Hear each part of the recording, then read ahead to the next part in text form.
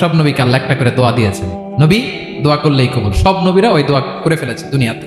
বিশ্বনবী বলেন আমি করি নাই, আমি দুনিয়ার পক্ষে কঠিন বিপদে পড়েও কোনোদিন করি নাই। আমি আমার স্পেশাল দোয়াটা কিয়ামতের দিন আমার গুনাহগার উম্মতকে সুপারিশের জন্য রেখে দিয়েছি।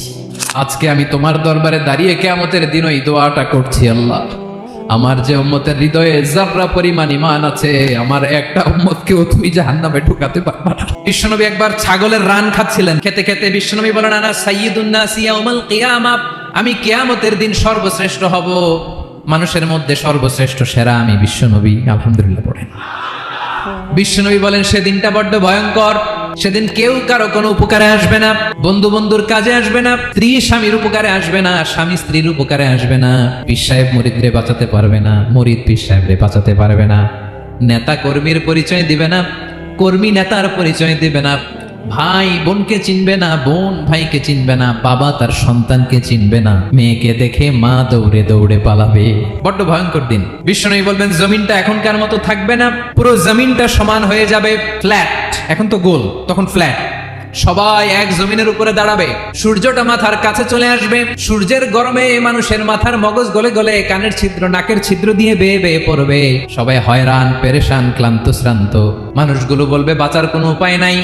50,000 বছর মানুষ এরকম দৌড়াবে, চিৎকার করবে, কাঁদবে, বাঁচার কোনো উপায় নাই। সবাই বলবে আহ, আল্লাহ যদি বিচারটা শুরু করতো, যা হবার হবে, আগে বিচার শুরু করো। বিচারই শুরু হয় না, বিচার শুরু হইতেই 50,000 বছর। আল্লাহ, 50,000 বছর, 5,000, 15,000 না, 50,000 বছর এরকম যাবে। মানুষগুলো কাঁদতে কাঁদতে বলবে চলো আমরা আদম আলাইহিস সালামের কাছে যাই, যেন আল্লাহরে যে সুপারিশ করে, আল্লাহ আপনি বিচার শুরু করেন। কিয়ামতের ময়দানে সবাই মিলে সাইয়েদনা আদম আলাইহিস সালামের কাছে যেয়ে বলবে ইয়া আবাল বাশার ইয়া আউয়ালাল আম্বিয়া, ও আদম নবী আপনি দুনিয়ার বুকে প্রথম নবী, আল্লাহ নিজ হাতে আপনারে 60 হাত লম্বা করে বানিয়েছেন, আপনার সম্মানে ফেরেশতাদেরকে সেজদা দিতে বলেছেন, দুনিয়ার প্রথম নবী প্রথম মানুষ আপনি, আপনি আল্লাহরে যে সুপারিশ করেন যেন আল্লাহ বিচার শুরু করে।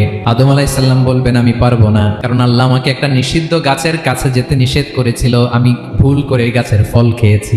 নাফসি নাফসি, আজকে আমার কি হবে আমি জানি না, আমি বড় লজ্জিত। আমারে যদি আল্লাহ জিজ্ঞেস করে কেন খাইছিলাম, আমার কোনো উত্তর নাই, তোমারে বাঁচাবো কেমনে আমি? নবীরা থার করে কাঁপবে সেদিন। আদম আলাইহিস সালাম বলবেন আমি পারবো না, মাফ করো আমাকে, আমি পারবো না। ওই যে ভুল করে গন্ধম খেয়ে ফেলেছি, নিষিদ্ধ গাছের ফল খেয়ে ফেলেছে, আমি বড় লজ্জিত অনুতপ্ত, আমি পারবো না। আজকে আল্লাহ এত রাগান্বিত হয়েছে, আগে কখনো আল্লাহ এত রাগান্বিত হয় নাই, ভবিষ্যতে আল্লাহ কখনো এত রাগান্বিত হবে না। আমি পারবো না, এক কাজ করো, তোমরা নূহ আলাইহিস সালামের কাছে যাও। কোন নবী? লোকেরা এবার পাগলের মতো দৌড়াতে দৌড়াতে আল্লাহর নবী নূহ আলাইহিস সালামের কাছে যেয়ে বলবে ইয়া নবী আল্লাহ নূহ আনতা আউয়ালুর রাসূলি ফিল আরদ, আপনি জমিনে প্রথম রাসূল। আদম আলাইহিস সালাম নবী ছিলেন, রাসূল ছিলেন না, এই দুনিয়ার বুকে প্রথম রাসূল ছিলেন আল্লাহর নবী নূহ আলাইহিস সালাম। সবাই বলবে ও নবী আল্লাহ নূহ, রাসূল আল্লাহ নূহ, আল্লাহ আপনাকে আবদান শাকুরা, শুকরগুজার বান্দা বলে কোরআনে বলেছে। কোরআনে নূহ আলাইহিস সালামের নামেও সূরা আছে না নাই? আপনি আল্লাহর প্রিয় বান্দা, প্রিয় রাসূল। দেখেন আমাদের কি দশা, ঘামতে ঘামতে শেষ, জমিনটা তামার জমিন, সূর্যটা মাথার কাছে, কি করবো আর পারি না, ঘামতে ঘামতে আর কত ঘামবো, কত দাঁড়িয়ে থাকবো। আল্লাহরে যে বলেন বিচার যেন শুরু করে। নূহ আলাইহিস সালাম বলবেন আমিও পারবো না, আমিও পারবো না, আমি আমার ছেলের জন্য এক কথা বলে ভুল করে ফেলছি। যখন মহাপ্লাবন হবে আমি বললাম আল্লাহ আমার কলিজার টুকরা সন্তান রে বাঁচান। আল্লাহ বললেন ও নূহ সে তোমার সন্তান না, কারণ সে ঈমান আনে নাই, সে পাহাড়ের উপর দাঁড়িয়েছে, দেখি কেমনে সে বাঁচে। ওই যে আমি একটা না বুঝে আবদার করেছি, আল্লাহ আমার উপর রেগে গিয়েছিলেন। আজকে আল্লাহ ওই ব্যাপারে যদি আমারে প্রশ্ন করে, আমার কোনো জবাব নাই, আমি পারবো না, মাফ করো। তোমরা সবাই মিলে আল্লাহর খালিল ইব্রাহিম আলাইহিস সালামের কাছে যাও। লোকগুলো পাগলের মতো খুঁজতে আরম্ভ করবে, অযুত লক্ষ নিযুত কোটি মানুষের ভিড়ে আল্লাহর খালিল ইব্রাহিমকে যে বলবে ইয়া খালিলুল্লাহ, ও আল্লাহর খালিল, আল্লাহ আপনাকে বড্ড ভালোবেসেছেন, আপনি কাবা বানিয়েছেন, আল্লাহ আপনাকে বড্ড পছন্দ করেন। দেখেন আমাদের কি অবস্থা, আপনি যে আল্লাহর কাছে সুপারিশ করেন যেন আল্লাহ আজকে বিচার শুরু করে। আল্লাহর নবী ইব্রাহিম বলবেন আমিও পারবো না, আমি আমার জীবদ্দশায় 3টা মিথ্যা বলেছি। কয়টা? আসলে মিথ্যা না, একটু টুইস্ট করে কৌশল করে কথা বলেছিলেন, ওইটাকে হাদিসে মিথ্যা বলা হয়েছে। আমি জীবনে 3টা মিথ্যা বলেছি, জীবন বাঁচানোর তাগিদে কৌশল করে 3টা কথা বলেছি। আজকের এই কঠিন ময়দানে আল্লাহ যদি ওই 3টা কথার ব্যাপারে জিজ্ঞেস করে, লজ্জায় আমি মাথা দেখাতে পারবো না, আমিও পারবো না, আমিও পারবো না। আজকে আল্লাহ এত রেগে আছে, আগে কখনো এত রাগে নাই, পরেও রাখবে না। তোমরা সবাই মিলে বনি ইসরাইলের নবী মুসা আলাইহিস সালামের কাছে যাও। সবাই এবার যাবে মুসা আলাইহিস সালামের কাছে, যেয়ে বলবে ইয়া নবী আল্লাহ মুসা, আপনি ছিলেন কালিমুল্লাহ, আল্লাহর সাথে সরাসরি কথা বলতেন, রব্বুল আলামিন আপনাকে তাওরাত কিতাব দিয়েছেন, আপনি যে একটু সুপারিশ করেন। আল্লাহর নবী মুসা বলবেন মাফ করো, আমিও পারবো না, আমি দুনিয়ার বুকে ভুল করে একটা মানুষকে মেরে ফেলেছি। আমি মারছিলাম আদব শিক্ষা দেওয়ার জন্য এক থাপ্পড়, থাপ্পড়ে যে লোক মরেই যাবে আমি জানতাম না। আজকে আল্লাহ যদি জিজ্ঞেস করে কেন মারলা, জবাব আছে। ওই লজ্জায় আমি অনুতপ্ত, আমি পারবো না, আমার এই কথা বলো না। আজকে আল্লাহ বড্ড রেগে আছে, আমি পারবো না। তোমরা আল্লাহর নবী ঈসা আলাইহিস সালামের কাছে যাও। কিয়ামতের ময়দানে মানুষগুলো পাগল পাড়া হয়ে আল্লাহর নবী ঈসা আলাইহিস সালামের কাছে যাবে, যে বলবে নবী ঈসা আপনি রূহুল্লাহ, বাবা ছাড়া আল্লাহ আপনাকে বানিয়েছেন, ইনজিল কিতাব দিয়েছেন, মৃত মানুষকে আপনি জীবিত করতে পারতেন। আজকের এই কঠিন বিপদের দিনে আপনি আমাদের সাহায্য করেন। আল্লাহর কাছে যে বলেন যেন বিচার শুরু করে। ঈসা আলাইহিস সালাম বলবেন আমি পারবো না। ইন্নী উবিদতু মিন দুনিল্লাহ, আমার উম্মত খ্রিস্টানেরা আল্লাহরে বাদ দিয়ে আমি ঈসার ইবাদত করেছে। আমার মা মেরি আর আমাকে ডাকতো জেসাস ক্রাইস্ট, আমার ইবাদত করেছে। যদিও আমি আমার ইবাদত করতে বলি না, ঈসা আলাইহিস সালামও ইবাদত করতে বলেছেন একজনের, তিনি কে? আল্লাহর নবী ঈসা আলাইহিস সালাম বলবেন আমিও পারবো না।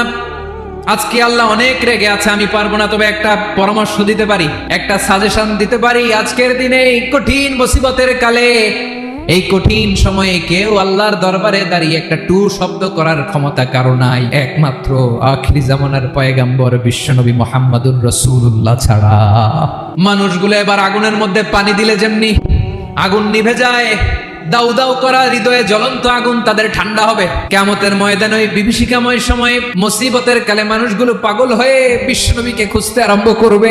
সবাই মিলে বিশ্বনবীর কাছে যেয়ে বলবে ইয়া রাহমাতাল লিল আলামিন, ইয়া খাতামান নবীন রাহমাতাল লিল আলামিন। দেখেন আমাদের কি অবস্থা, কি কঠিন বিপদে আমরা আছি, দাঁড়াতে পারি না, সূর্যের আলোতে ঘেমে হয়রান।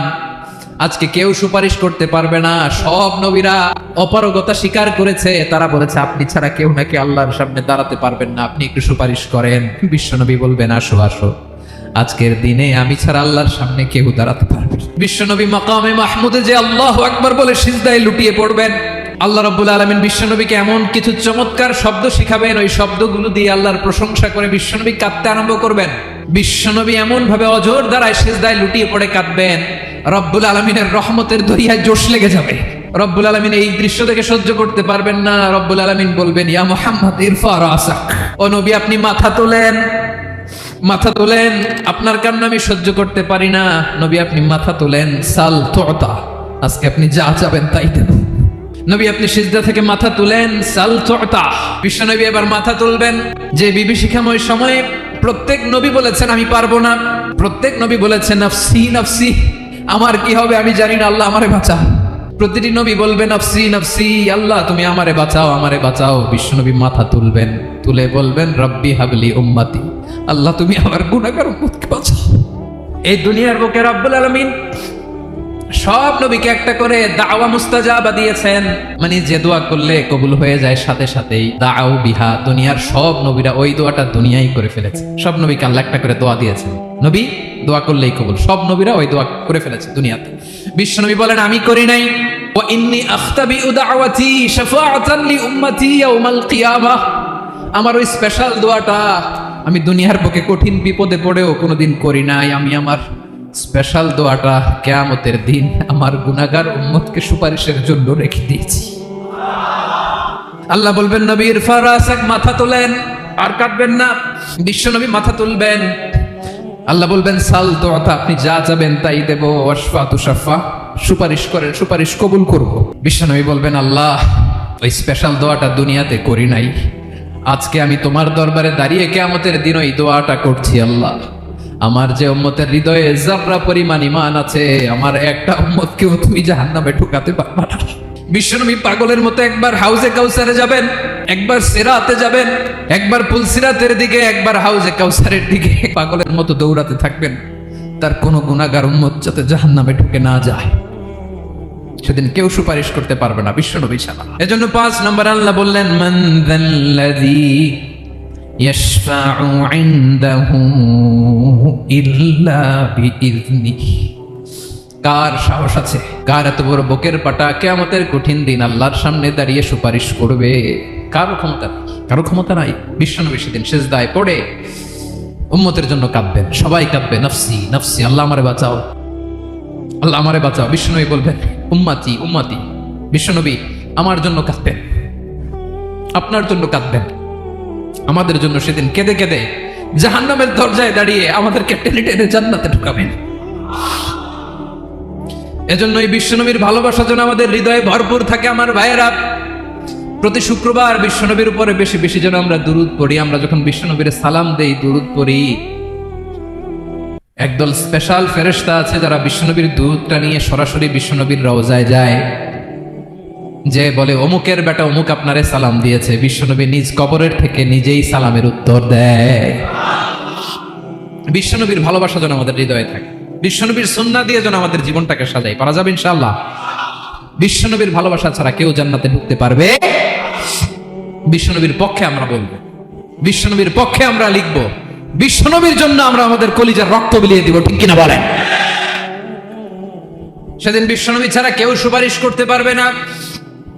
5 নম্বর আল্লাহ বললেন, মান যাল্লাযী ইয়াশফাউ ইনদাহু ইল্লা বিইذনি, কে আছে সুপারিশ করবে আল্লাহর সামনে আর আপনি আপনার বাবার দরবারে যে সেজদা দেন? হ্যাঁ, ইব্রাহিম আলাইহিস সালাম থারথার করে কাঁপবে আর বলবে নাফসি নাফসি, আল্লাহ আমারে বাঁচাও। মুসা আলাইহিস সালাম থারথার করে কাঁপবে, আল্লাহ নাফসি নাফসি, আমারে বাঁচাও। আর আপনি পীরের দরবারে যে সেজদা দেন? কোথায় আছেন আপনি? খবরদার, কেউ বাঁচাতে পারবে না। যাকে ইল্লা, আল্লাহ যাকে অনুমতি দেন বিশ্বনবীকে দিবেন, নবীদেরকে দিবেন। এরপরে আল্লাহ তার স্পেশাল ওয়ালিদেরকে, মুত্তাকিনদেরকে, শহীদদেরকে, সিলেক্টেড বান্দাদেরকে দিবেন। কিন্তু কাকে দিবেন, কার জন্য দিবেন, দুনিয়ার কেউ জানে না একজন ছাড়া, তিনি কে? আল্লাহর ওয়ালিদেরকে, নেককার লোকদেরকে আল্লাহ সুপারিশের অনুমতি দিবেন। কিন্তু আপনি যারে মানেন, যার পায়ে সেজদায় লুটিয়ে পড়ে থাকেন, তারে যে আল্লাহ দিবেন, এটার কোনো গ্যারান্টি আছে? কথা বলেন। এজন্য জপতে হবে একজনের নাম, আওয়াজ করে বলুন, তিনি কে?